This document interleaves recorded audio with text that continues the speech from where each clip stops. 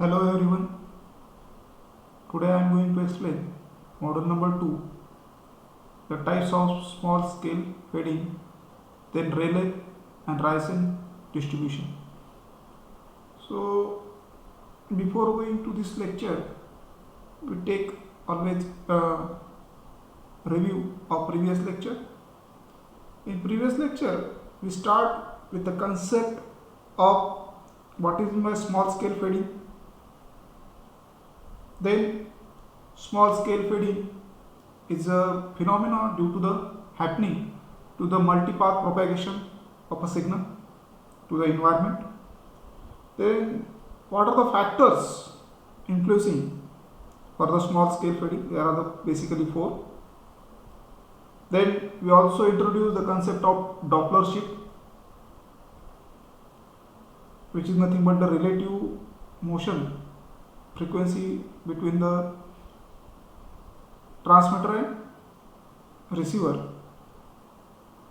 Then we also introduce the parameters of a mobile multipath channels, time dispersion parameters, coherence bandwidth and Doppler speed and coherence time.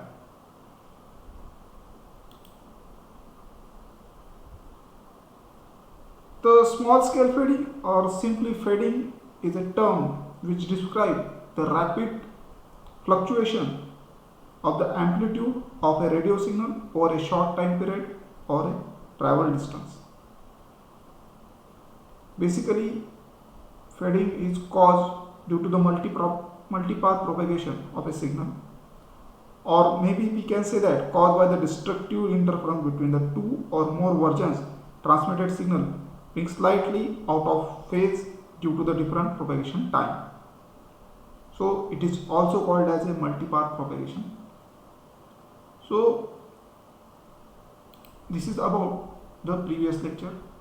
So we will talk about today's outline session, the types of small scale fading, then Rayleigh and Raisen distribution. So first we go to the types of small scale fading, and then we go to the second concept of Rayleigh and Raisen distribution. So according to the small scale fading, they are classified into two types. First one based on multipath time delay spread, and second one is based on Doppler spread. So we have defined the small scale fading which is based on multipath time delay spread, that is flat fading and frequency selective fading. So what is meant by flat fading? The bandwidth of the signal is less than the bandwidth of a channel. That time we can say that is your flat fading. This is one condition, and we also say that the delay spread is less than the symbol period. And frequency selective fading is reverse case as compared to the flat fading. It is mostly happen in ultra wideband communication, where the bandwidth of the signal is larger than the bandwidth of the channel. So here the scenario is depending upon the delay of a multipath signal, and delay spread is greater than the symbol period. Similarly, again we can classify the small scale fading based on Doppler spread. Here the higher Doppler spread, and that is called as fast fading, and which is called second is a slow fading, where the low Doppler spread. The coherence time, here the fast fading can be measured in terms of the coherence time versus the symbol period.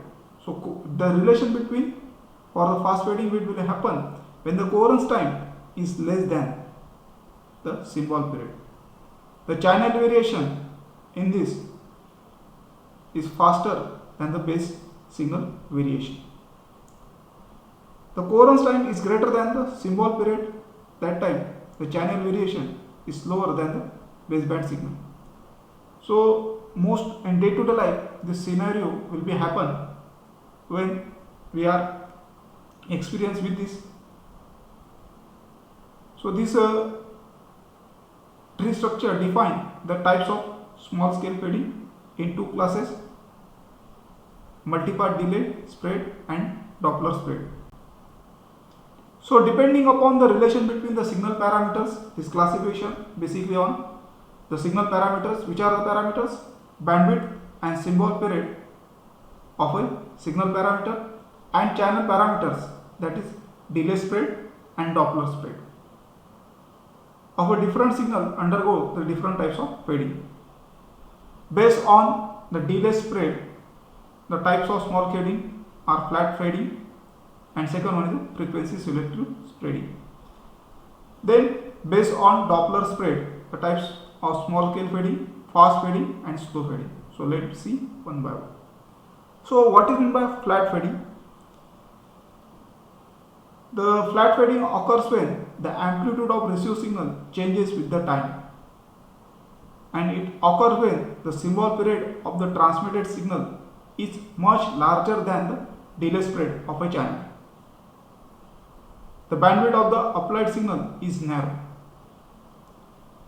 The bandwidth, this question must be remembered while we are dealing with the relation between the bandwidth of the applied signal to the bandwidth of the channel.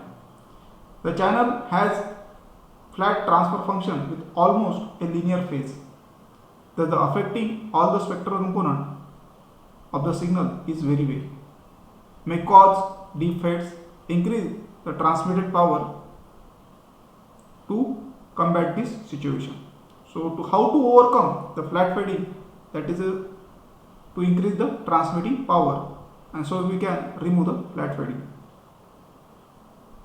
So in time domain representation, we can represent a flat fading signal. So this is a transmitted signal S of t. This is a channel having h of t into tau, where tau is a delay and delay spread, and R of t is a receive signal. So in time domain representation, we can write a single pulse which is transmitted over a h of t into tau, this channel. After only one pulse is generated. Because why? Because this is a time domain representation, and only one single pulse are transmitted over a channel which is generated here. The receive signal is a convolution of transmitted signal S of t into your channel h of t into tau. So this is your receive signal, and this is must be flat. So pulses will be present here, and it will be some fading part is present either this side or either this side. So this type of flat fading occurs when coherence bandwidth of a channel is greater than the bandwidth of the signal. So this is the condition of flat fading, and the symbol period is greater than the delay spread. So this is the time representation of flat fading of a transmitted signal or received signal over a channel. Then we go to the frequency selective fading. A channel that is not flat fading, the channel is called as a frequency selective fading, because the different frequencies within a single attenuated differently by the multipath reflection of channels, and it occurs when the channel multipath delay is spread greater than the symbol period. So tau is greater than the symbol period. Symbol phase time dispersion, and it introduces the interface, that is intersymbol interference, due to the frequency selective fading. The bandwidth of the signal T is wider than the channel impulse response. So we can represent a frequency selective fading in terms of the time domain representation. S of t again is a transmitted signal, so we can represent here, and h of t is a channel into tau, so we can represent in time domain, and this is a received signal r of t, which is a convolution of your transmitted signal into with the h of t into tau, so which cause the distortion of baseband signal, and which is the effect which produce the intersymbol interference. And frequency selective fading occurs in mobile radio propagation when the baseband signal of a bandwidth of the signal is greater than the bandwidth of the coherence, and the symbol period is less than the your duration of a delay spread. So this is a frequency selective fading representation of signal. Then we go to the fast fading. The rate of change of channel characteristic is larger than the rate of change of transmitted signal. That is called as your fast fading. The channel changes during the symbol period. The channel changes because of the receiver motion. So coherence time of a channel is smaller than the symbol period. So what is meant by fast fading? Whenever the bandwidth of the signal is less than the bandwidth of a Doppler spread, or we can say that the symbol period is less than the coherence time. So symbol period is less than the is greater than the your coherence time. So this is the condition, and it is happened due to two parameters: channel characteristics, which is larger than the transmitted signal. So S of t is greater than less than the your h of t into tau.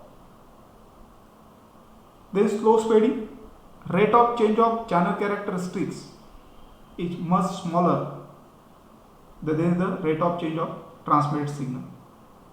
So bandwidth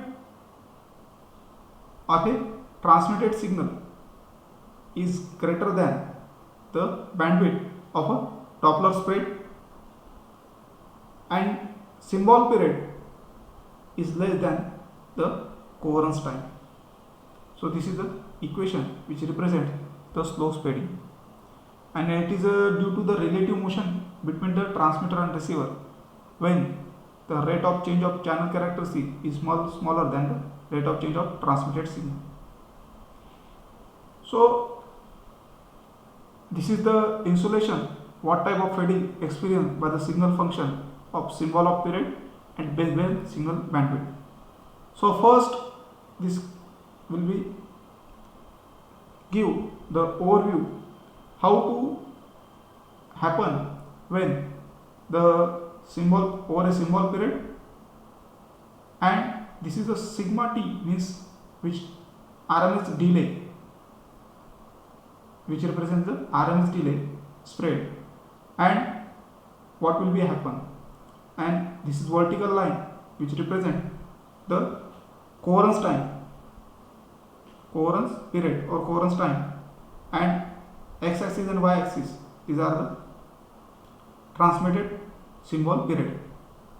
On this basis, how can which there are the four quadrants at which this graphical two-dimensional graphical scenario gives how to reduce the fast fading or slow fading on the basis of symbol period, and two parameters how to be controlled. For example, to avoid flat slow fading, we use to increase the transmitted power. Similarly, in terms of signal bandwidth, we are also control the frequency selective fading and frequency slow fading. In this scenario, we observe that there is a vertical line which is drawn for bandwidth of the delay Doppler and coherent bandwidth on vertical line. So on this 4 quadrants will be selected. So according to the baseband signal bandwidth, we can reduce the frequency selective fading either of fast, slow fading on this. So this is the very helpful chart how to reduce the different types of fading. Then fading distributions. The fading distributions is nothing but to describe how the received signal amplitude changes with the time.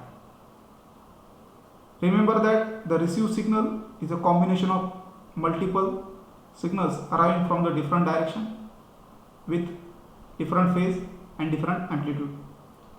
So with the received signal means the baseband signal, namely in the form of envelope. So received signal is R of t, which is represent summation I equal to 0 n minus 1 ai exp j into theta I t into tau. This is the statistical characteristics of an envelope representation. So to characterize the multipath fading, there are the two types of distribution will be used. First one is a Rayleigh fading distribution and second one is a Raison fading distribution. Describe the received signal envelope distribution channel where is no line of sight component. There is a no line of sight component. That time we describe by the Rayleigh distribution, and the describe the received signal envelope is distribution of channel where one of the multipath component is present in line of sight. That time we use the Raison distribution. So there is a one LOS is component present. That time the Raison fading distribution will be happen, and when there is a no line of sight component is present between transmitter and receiver, that time we use the Rayleigh fading distributions. So this is a scenario how will be happen in Rayleigh fading when there is a no line of sight present between transmitter and receiver. So this is a symbol period and this is the amplitude. So Rayleigh distribution in terms of probability density function, so that is PR of R, this is a probability distribution, R into sigma square e raised to power minus R square divided by 2 sigma square. This function is valid when R is lies between 0 to infinity. The negative values of R, this function, probability density function, Rayleigh distribution is 0. Where sigma square is a average, is a time average power received signal before envelope detection, and sigma is a RMS value received voltage signal before the envelope detection. The probability of envelope or received signal does not exceed the specific value of R by the commutative distribution function. So commutative distribution function for Rayleigh is given by AR of R is equal to R is less than this, so 0 to R, and this is the probability density function of Rayleigh distribution into 1 minus e raised to 2 sigma square into capital R square. So from this equation we can find out the mean value and median value. After solving we get the RMS value of probability distribution function for Rayleigh. So this is a under root 2 sigma. To draw the probability distribution function for the given values mean, median and variance, we get this plot amplitude versus the standard deviation sigma. Then we go to the, and one most thing remember, the Rayleigh distribution is happen when in mobile communication, when mobile station and base station are far away. These are the far away from the distance. That time the Rayleigh probability distribution function will be happen. Then we go to the Raison distribution. When there is a stationary non-fading line of sight, a single present, then the envelope distribution is a Raison distribution. And then kindly note this type of Raison distribution is happen when the in mobile communication system, when mobile station and the base station are close to each other, the Raison distribution degenerates a Rayleigh wave distribution dominant component fade away when the probability distribution function of Raison distribution is given f of x into v into sigma x square into sigma exponential minus x square into v square divided by 2 sigma square I0 x into sigma square, where I0 is the Bessel function. When we put a zero order of function, then we get the, in this put value, we get the Raison distribution function from the Rayleigh distribution. So this is the Raison distribution function, which v is a parameter. This v is a parameter for the different values of v parameter. We can draw this. So if we put the values for 0, that time we can select the strongest signal or medium signal of fading. So this is the Raison distribution for the probability density function for the various values of v, where v is a constant.